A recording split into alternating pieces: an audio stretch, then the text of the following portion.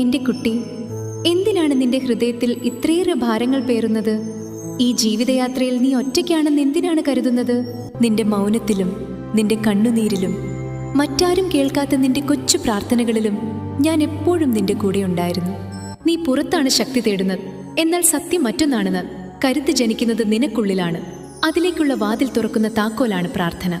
പ്രാർത്ഥിക്കുമ്പോൾ നീ എന്തെങ്കിലും ചോദിക്കുക മാത്രമല്ല ചെയ്യുന്നത്, മറിച്ച് നീ നിന്നിലെ ചൈതന്യവുമായി ചേരുകയാണ്, നിന്നെ തന്നെ സമർപ്പിക്കുകയാണ്.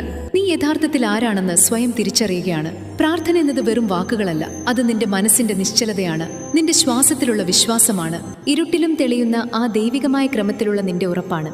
ജീവിതത്തിൽ പ്രതിസന്ധികൾ ഉണ്ടാകും പാദം, അത് ഈ ലോകത്തിന്റെ സ്വാഭാവികമായ രീതിയാണ്. തിരമാലകൾ ഉയരും, കൊടുങ്കാറ്റുകൾ വരും, വഴികൾ അവ്യക്തമാകും. പക്ഷേ പ്രാർത്ഥനയെ മുറുകെ പിടിക്കുന്നവന് പൊള്ളലേറ്റ് കയ്യിൽ നടക്കും. അചഞ്ചലമായ ഹൃദയത്തോടെ ഏതൊരു പ്രതിസന്ധിയും നേരിടാം.